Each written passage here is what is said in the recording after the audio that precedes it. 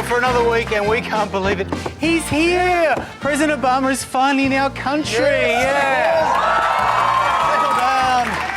Sycophantic patriots. Now, he's here. After 2 false starts, the President of the United States finally got to see what he's been missing out on all these years. The chance to meet Kim Beazley. Yes. And look, I know the US have fallen on hard times, but did we have to use drug sniffer dogs on the Air Force One staff? I mean, this is not Chappelle Corby arriving in our country. So many memories, though, for Obama to take back with him from this trip. Look, he even got to leave a comment in Julia Gillard's visitors book. Very nice. Oh, yes. And look, there's already been a major international incident because Julia Gillard has done it again. She refused to curtsy before Obama. Oh, when will this woman learn? I mean, at the very least, she could have adopted the traditional welcome that John Howard always used when greeting George W. Bush. Now, it's no mean feat for Obama to make one of these international visits. You've only got to look at his entourage specs to see what a huge undertaking it is. He travels with 5 planes, 8 helicopters, 2 basketball courts, the Chicago Bulls, another 450 planes in case Qantas goes feral again, Air Force One, Marine One, Limo One, Toothbrush 1, Toothbrush 2, Toothbrush 3, the decoy toothbrush, the White House chef, the White House guy that clears the gutters, the White House itself, a butcher, a baker, a candlestick maker, 2 turtle doves and a partridge in a pear tree. But of all those items, you've got to say the media's main interest, no question, has been Obama's car, nicknamed the Beast. The media absolutely love its features. With compartments for shotguns. At the front, there's a night vision camera and tear gas cannon. The cabin is completely sealed, blocking air and noise.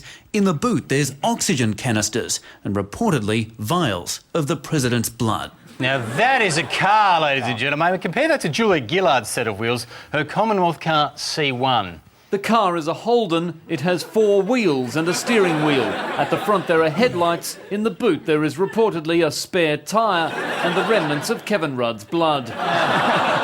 But it is a whirlwind trip, this trip of Obama's. In fact, he's only in the country for 27 hours, which may not sound like much, but it does still give him ample time to address the Australian Parliament and to sit through Rob Oakeshot's vote of thanks speech in the choir. Yeah. Sadly, though, that won't leave much time for sightseeing. In fact, aside from Canberra, the only place he's going is Darwin, where, and this is true actually, the Northern Territory government has taken out insurance for the president against a fatal crocodile attack. It's true. But if anything, I mean, crocs are the least of his problems. So they've also insured him against an attack by a dingo, a fatal euthanasing by Philip Nitschke, and because of his colour, they've insured him against a fatal beating in the custody of Northern Territory cops. Fair enough, too. Can't be too careful.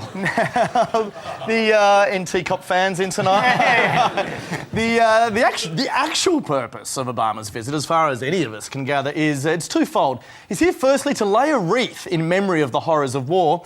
Secondly, he's here to establish a new military base to ensure those horrors of war continue. Lovely touch, yeah. The trip also offers, I think, a great chance for Gillard and Obama to cement their relationship. And they've been seeing a lot of each other recently, the G20 in Cannes, and then, of course, at the APEC summit in Hawaii, where Gillard had that little teddy bear made in her likeness. Did you see that? Yeah, look, I gave one of those life-size teddy bears to my son, and he's been having nightmares ever since. I mean, it's bloody frightening to wake up next to a Gillard doll. Now, once back home, Gillard wasted no time in announcing her agenda for the upcoming Labor Party conference.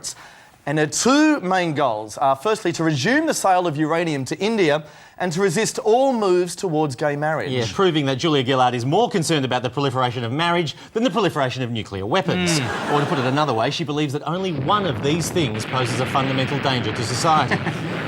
In response to the gay marriage issue, opposition leader Tony Abbott said the Libs would take a much more consultative approach before saying no. And this week he donned a special protective suit for a meeting with the gay community leaders. Always so tactful, isn't he? So careful. That's Tony. That is Tony. But look, there is no question now that the stage is set for a very fiery ALP national conference. And I think there will be a few people in the media wondering what the party has to say about the current media inquiry. Yes. Well, I know a lot of people have had trouble following that media inquiry. So here then, spelled out in a language that today's YouTube generation can understand, the internet cats take on the media.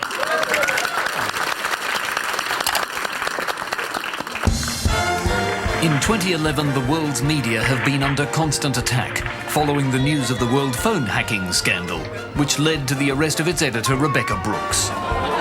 Critics like Laurie Oakes say journalists today have less regard for research and have become too cosy with PR flacks who massage the truth.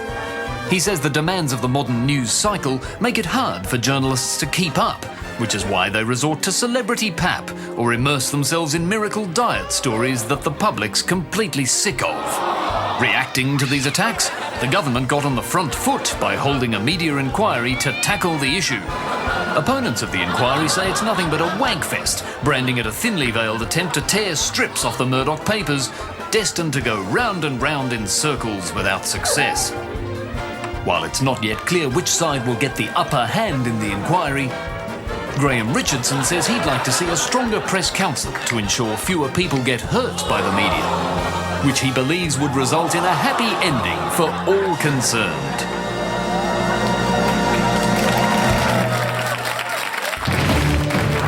Sunday night on 9, join us for a major television event celebrating 30 years of 60 Minutes. Do you know that I was receiving your shells last night? 3 decades of landmark journalism as we look back on all the groundbreaking stories from the 80s. As a gangster, as a butcher, I think. The 90s. Exxon's PR man who ran this interview from the sidelines. And we're still asking the big questions today. Justin, I mean, you are undoubtedly the coolest kid in the world right now. Do you feel like the coolest kid? 30 years of the people who changed our history. And 3 decades on, we are still bringing you the issues that shape our world. Yes, we are beautiful, we are sexy, we are wearing erotic clothes. Current affairs as it was then. Did you kill Rosario? And is now.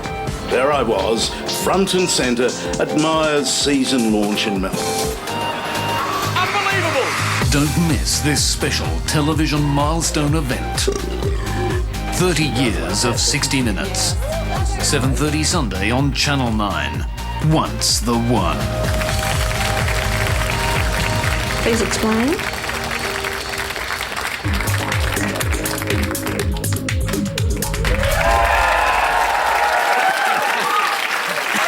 Welcome to Inside the Wheel. Now, tomorrow marks the long-awaited first court appearance of Paul Peters, this blurry fellow here who allegedly strapped a fake bomb to the neck of 18-year-old Madeline Pulver back in August. Yeah, so we thought we'd offer you a preview of what you can expect over the next few weeks of news coverage, given what we saw during the original whole collar bomb circus. Oh, yes, strap yourselves in, folks, for a whole lot of this. Reporters camped outside Maddie's house. From the minute the fake bomb was removed from Maddie's neck, it was replaced with a press pack. They were there for 7 weeks, these guys. In fact, I don't think Channel 10's Matt Doran even left to eat. And didn't Maddie's dad, Bill Pulver, love the attention? Do you think things will be able to get back to normal for you and your family? Well, if you guys give us a little space, it would be good. It'd be lovely not to be looking at a camera staring through a window every time we go to the kitchen. Oh, that's a gross exaggeration, Bill. There wasn't a camera staring at you every time you went to the kitchen. Oh, actually, there was. The family arrived back at the house last night and have asked for their privacy. Yes, and in response to that request for privacy, it should be said Channel 7 did remove their anus cam from the Pulver's bathroom. Bravo, 7. But that didn't stop Bill Pulver whining like the ungrateful prima donna that he is. Here he was on Channel 9. My only concern is the situation with my daughter. Right, so I'll tell you now, I'm going to bring her up because we're off to meetings to see what we can do to try and help her get back to a normal life. Hang on, that picture of Maddie in the middle of the clip back then, was that an edit? It might have been an edit. What would they cut out the middle of what you were saying? Well, I don't know, but luckily over at Channel 10, they were so lacking in self-awareness, they played the whole thing. My only concern is the situation with my daughter, so I just don't want you stuffing her life up for me. Oh, constantly whinging that Bill Pulver, isn't he? All the networks were trying to do, Bill, was keep Maddie company. Yes, like when they kept her company at the bus stop. See, I mean, they're just making sure the bus driver doesn't put another collar bomb on her. Mate, they love Maddie. They love her. In fact, Channel 10 got so used to putting out pictures of Maddie, they even flicked her on during the weather. First check of today's weather details for you now. Rain and storms through South Australia. Anyway, after 2 weeks of this, it all became too much for all of us, including Seven's Robert Davadia, who filed so many reports on Maddie, his poor brain simply shut down. Do police have a motive as yet?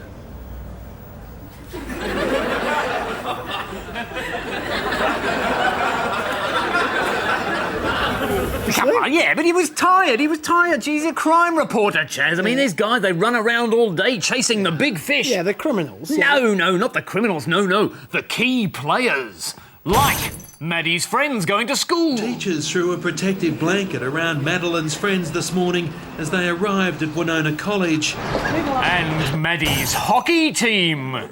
This morning playing hockey, she was accompanied by her father and her mother, and I've got to say she's in fine form too. She even stopped a couple of goals. And the sushi restaurant down the road where Maddie's friends spent more than an hour. They went out for lunch for some sushi and also went to walk the family dog. Oh, take note of that one, because that brings us to the biggest player in the fake collar bomb saga, the Pulver's dog. Oh, yes, and great caption on this photo. Look, ordeal. Maddie Pulver walks her dog. Oh, yeah. The dog was definitely the star of this show. In fact, Maddie's mum had to keep stealing him back from journalists trying to interview him. They were relentless. Look at them. Well, you know, some of these reports smell like they were left there by the dog. Well, after all this, though, you'd be forgiven for thinking the Pulvers were the accused themselves, especially given that when Paul Peters finally appeared, he seemed to have a Channel 7 sponsorship. Yeah, but you know what, Chaz? I mean, I reckon Maddie really didn't mind all this scrutiny. No, she didn't mind. In fact, the opposite. I reckon she was even playing up for the cameras a bit. Look at her. Look at her here, lapping it up. Look. Oh, look, she's basking in the spotlight. Look at this one strutting around like a peacock. Oh, she loves the cameras. But look, to be fair, if you're the media, you do have to actually keep the cameras on her, because the ultimate rule of crime stories is every piece of information, no matter how pissy, is an amazing scoop. Mossman bomb hoax victim Madeline Pulver has returned to school a day earlier than expected. Bill even came out this morning to grab the paper. He was in his pyjamas, like he probably would most mornings. They even discovered an apartment rented by a Paul Douglas Peters, although it is not certain it was the same Peters. These are big scoops. It's like Baskin-Robbins out there. Oh, and the most flavoursome scoop of all was that Maddie had a birthday party 1 month ago. Now, you know you're sitting on a hot story when the headline starts with the words, last month. Macaulay? Thank you. But to give credit where it's due, amongst all the commotion, 10 News actually did find themselves a real exclusive. They did. An interview with Maddie Pulver herself. Madeline Pulver breaks her silence, telling 10 News she's fine. Oh, telling 10 News. Oh, she sounds like she's desperate to talk to them. Let's watch her exclusive interview in its entirety. How are you feeling, Maddie? I'm okay, thank you. Whoa. That is Frost Nixon all over again. But the biggest scoop of all came from news.com.au. In this headline here, Maddie, I can sleep now. Now, that's a very dramatic headline, isn't Well, it? not half as dramatic as the interview that led to the headline. Are you sleeping better at night? I suppose. Kapow! Yeah, look, I think that explains why they were hassling the dog earlier, actually, to get this headline. You know, as we head into the Peters trial tomorrow, it makes me glad our news outlets are so much more ethical than those awful British tabloids. You know, I think former News Limited chairman John Hartigan put it so well. You know, they're very sensational. They deal with people's lives, private lives, and some of the behaviours that have come out have obviously been driven by the need to get in front of each other. I would argue very strenuously that we don't have those behaviours in Australia. Yeah, that would never happen here. Happy days are at an end, my friends. Happy days are at an end. We're back in the right way. Police media training with Detective Superintendent Clive Pugh. When attending the annual Policeman's Ball, it's important to communicate clearly with the lady folk at all times. Don't say, "Would you like some wine?" Say, "Can I procure you a beverage or beverages red in colour?" Similarly, don't say, "Would you like to come back to my place?" Say, "At approximately 2300 hours, I propose we decamp to my present abode for a series of intercourses, sexual in nature." And during intercourse, don't ever say, "Oh, God, yes. Oh, God." say This thrusting movement or movements is making my penis or penises proceed in a northerly direction! now you're communicating. Thanks, Clive. This presentation powered by the Australian Labor Party, the party of the future, the distant future. Since Labor came to power in 2007, we've had our share of ups and downs, but this year we turned a corner with our... Clip. 2011 is a year of decision and delivery. Decision and delivery. Decision and delivery. Oh, shit! The challenge is simple. Here at Parliament, we've been... What? Sorry. Oh, okay. Yeah, all right, okay. Here at Parliament and on the train tracks, we've been implementing long-term reforms in the national interest, and the results have been impressive. Is that clip going to play? I mean... Jesus Christ! Jesus! I'd like to apologise for the last few minutes. A good presentation lost its way, but things will be different from now on. There will be no more stuff-ups.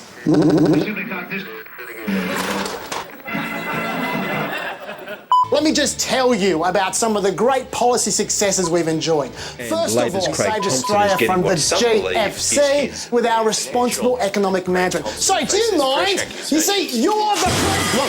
Jesus, you're the problem. You can't focus on the great policy this government delivered because you get distracted by a minor hiccup or two. Just so you know, I'm still here, just doing me job. That's great. Very much part of the team. It's okay, I'm fine, thank you very much. What? It's who? Stephen Smith, get fucked, it's all right. 2011 is... Year of decision and delivery was an unmitigated success. Oh, God. Look, work choices! Media news now. James Murdoch was back before the UK parliamentary inquiry this week, and just in case you missed James Murdoch's evidence, here's a little recap. I think this is an important point to just be very, very clear on, if I may. I wasn't aware. It was not shown to me. None of it was discussed with me. I didn't see that memo. I was not provided with the document. I was abroad, and I was not made aware of new things in 2008. I don't recall I don't recall it. I don't recall that. I don't recall that. I do not know. I just don't know. At no point do I think the company suffered from willful blindness on my part. And amazingly, he gave that evidence on Remembrance Day. Yeah, I love the little touch there of him wearing the Remembrance Day poppy. It's always a good strategy if you want to try and look more sympathetic in front of your peers. We saw the same thing with Joseph Fritzl at his trial, and even the sharks who keep eating people on Perth beaches are doing it. Very popular. Look, and it has been a swift fall for James. 2 years ago, he was riding very high. He even gave that prestigious McTaggart media lecture, and I actually thought it was a very perceptive and accurate speech. I feel a little like a crazy relative who everyone is a little bit embarrassed by. And they're not sure if, he should be taken too seriously. Prophetic words there. It makes you wonder why Rupert picked James to be his successor, although Rupert himself is pretty clear about that. I can't answer. I don't know. Now, meanwhile, the other son, Lachlan Murdoch, hasn't been faring too well lately either in his role as acting chief of Channel 10. Now, remember, 2011 was the year of 10's big news experiment, but sadly it hasn't really paid off. But they're not giving up entirely. Next year, they're going to launch a brand new breakfast show, and Lachlan has finally unveiled the identity of their secret weapon host. Meet the new face of Channel 10 News, Paul Henry. Oh, this guy's a very serious newsman, and he has great form on foreign issues, like his discussion last year during the Commonwealth Games of the Chief Minister of Delhi, Sheila Dixit. Also the dipshit woman. What's her name? Dick Shit. Is it Dick Shit? Dixit. Oh, Dixit. Oh, Dixit. There she is there. Sheila Dixit.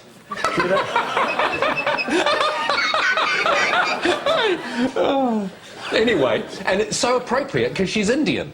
So she'd be Dickin shit, wouldn't she? Do you know what I mean? We asked Mrs. Dick shit what the condition of the apartments was like. Well, they're a bit mucky. Who needs George Negus? But critics who accuse Henry of being so stridently anti-Indian, they're missing the point there. He also picks in other races. How do you get salmonella from fresh tomatoes? I suppose it could just be some of those Hispanic people that pick them. Oh, it's like listening to Pauline Hanson with a New Zealand accent. But this guy is not just a master of international relations. When he interviewed a Greenpeace volunteer, he immediately picked up the flaws in her argument. That is a moustache on a lady. It was a moustache on a lady. I just noticed it. Yeah, going a woman for her appearance. That's pretty big coming from someone who looks like Jerry Lewis's inbred half-cousin. Look, it's interesting that Ten was so keen to sign Henry up, given that we're talking about a guy who was so on the nose in New Zealand that when he ran for Parliament representing the right-wing National Party in a safe rural Conservative seat, he lost to a transsexual. So, in summary, Lachlan Murdoch has spent over $700,000 to sign up an unpopular, simplistic, borderline racist imbecile, which is bizarre given that I thought they had one of those at 10 already. I'm Andrew Bolt, and this is the Bolt Report. Well, look, it's good to be here. It's good to be here. It's good to be here. It's good to be here. It's good to be here. It's good to be here.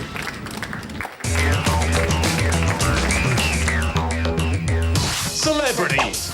Everybody loves them. I'm Peter Harvey, and I'm Gaga too. Even mini versions of them. And a mini masterclass in going gaga. And the best thing about celebrities, everything they do counts as news. Extra, extra. Kim Kardashian walks near a bus. Matt Damon and his kids love slapping his bald head. Shia LaBeouf indulges in cheese. And mayonnaise cheese, I'll take every cup. Although some media critics do claim this coverage is superficial. There's people starving out there in the world. There's people doing a lot of good out there. And we're worried about what size ring Kim Kardashian's got. Yeah, for about 2 seconds. Thank you. In fact, we've got Kim Kardashian's trainer on very shortly. But not only is everything celebrities do news, everything they don't do is news as well. Made-up news is the best kind of celebrity news because you always get the story first. Case study. When the Herald Sun announced that Hamish and Andy were going to host the new Big Brother, it was such a big scoop that not even Hamish and Andy knew about it. So how did the Herald Sun respond to Hamish and Andy calling them out on their horse shit? Hamish and Andy to let down fans.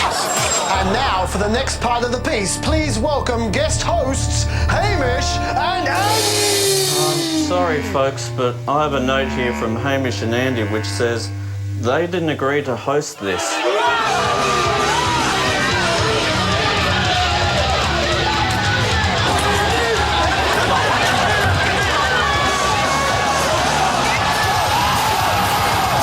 Another great thing about celebrities is you can be as intrusive as you like. Strangely though, some celebrities fail to smile every time a camera gets shoved in their face. These grumps are miserable or having a struggle and should lighten up.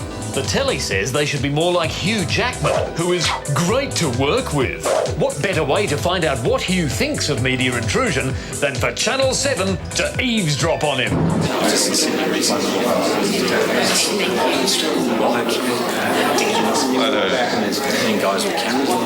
See? He loves working with the paps. But the most important thing to remember when intruding on celebrities is they all look horrible. Matt Damon is hideously fat. David Beckham is even fatter. Dear oh dear, look at this. The 36-year-old with an apparent bulge in the tummy region. Whereas Jonah Hill did a great job of losing his weight, until it sadly revealed a rather prominent pair of ears. But none of these shameful deformities can compare to the curse of the Ninkles. Knee wrinkles? Women with knee wrinkles are so popular, there's even a new show about them. Hosted by Hamish and Andy. Sorry folks, but...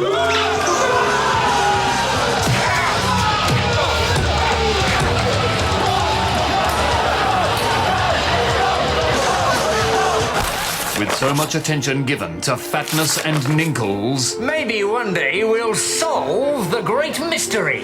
Why do we women hate our bodies? Actually, that isn't a good question.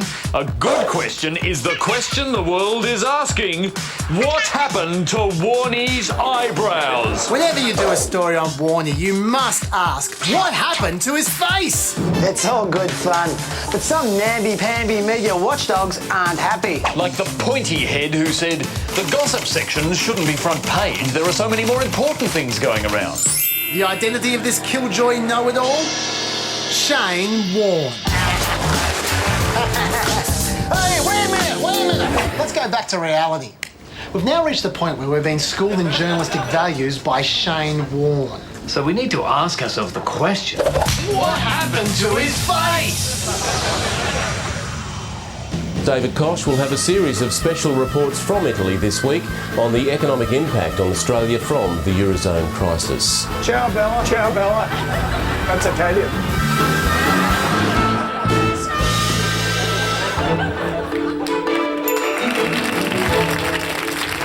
When you're editing your news story, there's a little trick you can use known as the cutaway. You know, cutaways, those random shots of cameramen that help smooth over an edit. Cutaways can be either good or bad.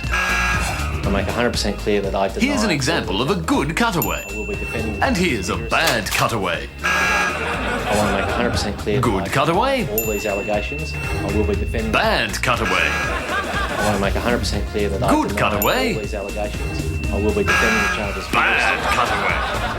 Well, that's cutaways. So remember, good cutaway, bad cutaway.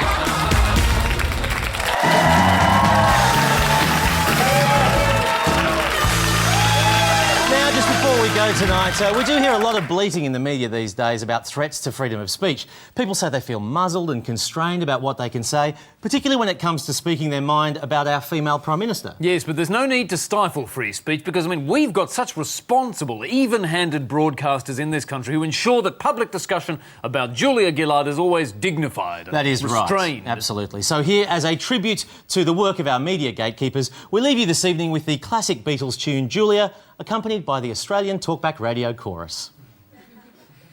Half of what I say is meaning. Clean energy future. Why does this woman hate Australia so much? But I say it just to reach you, Julia. Thank you, Julia, you imbecile.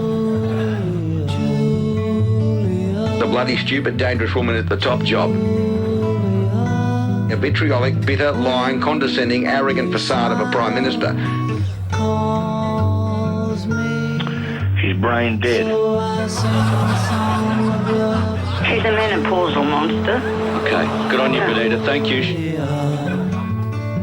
Take the gloves off Tony Abbott, stop being Mr. Nice Guy, and rip and tear. We need you. I'm over this lying cow Gillard. What a horrible mouth on legs she is. God's sake, can't we bag this woman? I mean, for goodness sake, she's out of control. Yeah. Every time she opens her mouth, it's just crap that's coming out. Absolutely. Please, don't have that lying bitch on your program. Look, this Prime Minister is clearly a psychopath. Does she go down to the chemist to buy her tampons? Or is the Australian taxpayer paying for those as well? In my opinion, Julia Gillard is a piece of crap. Okay. She is a lying, manipulative, incompetent, communist hyena. That's the only thing I can say about Julia Gillard. This mean and tricky, venal woman. I would just like to say how fortunate for Miss Gillard that we don't have the guillotine these days. Yeah. Because I think she'd be heading to one very, very shortly. Yeah, that's it. Bring back the guillotine. Well, I'm glad that people are angry. Maintain the anger.